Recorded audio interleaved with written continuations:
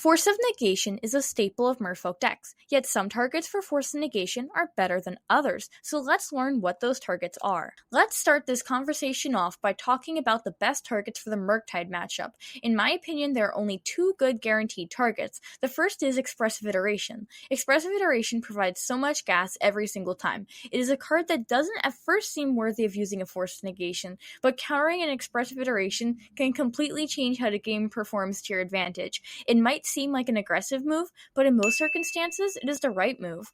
The next best target for Force Negation in the Murktide matchup is Archmage's Charm.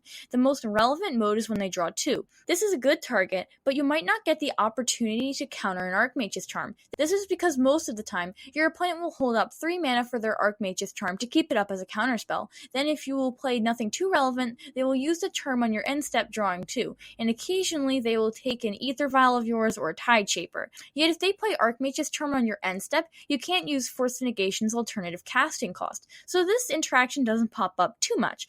I wouldn't suggest Force Negating an Archmage's Charm when they use it as a counterspell, and if you would Force Negate an Archmage's Charm, do it when they draw 2. There is one more card that I could see Force Negating, but only when the board state is right for it. That is Dress Down. Now only do this when your lords no longer pumping your creatures from Dress Down is relevant. If Dress Down is being used to cycle, just let it resolve.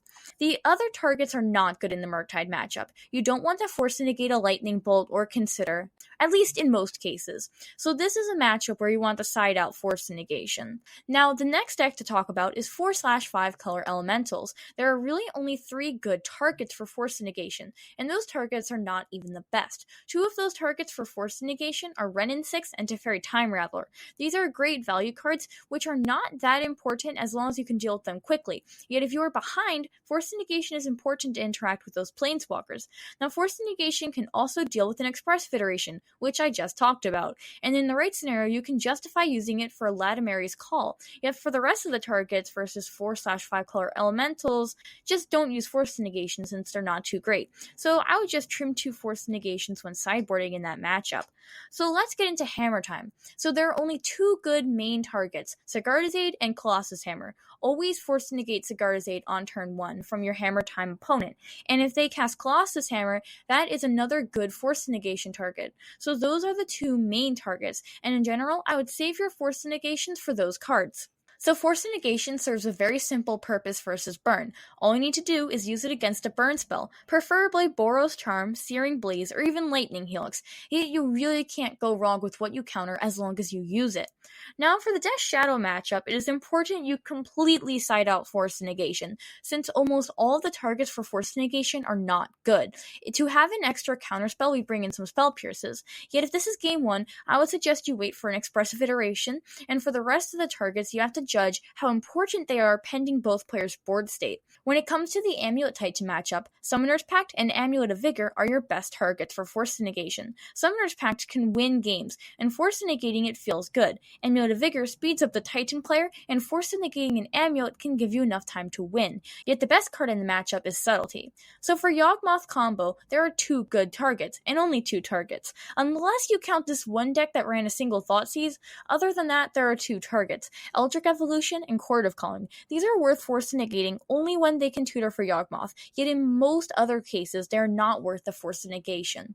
So giving advice on this next deck is easier than Burn. The deck is Living End. The only card you'll counter is Living End. Maybe you will counter a counterspell countering your counterspell countering Living End. I hope you followed that.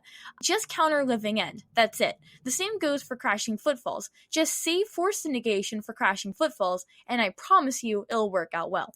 Okay, and lastly, I will go over Tron. So Force Negation is obviously amazing versus any of Tron's big threats. But I would like to say, if your Tron opponent goes turn 1 Urza's Tower into Expedition Map, do you counter the Expedition Map? So we have little information on our opponent's hand, yet if you have a slow, grindy hand, it might not be a bad idea to force the Expedition Map. This depends on how hard our opponent has mulliganed, how many counterspells do you have in hand, several factors, and I think it is right most of the time to let the Expedition Map resolve, yet gather all the information you have to determine if it might be a better move to counter it. I hope you have found all this information useful. Feel free to like, comment, and subscribe, and I hope to see you next time.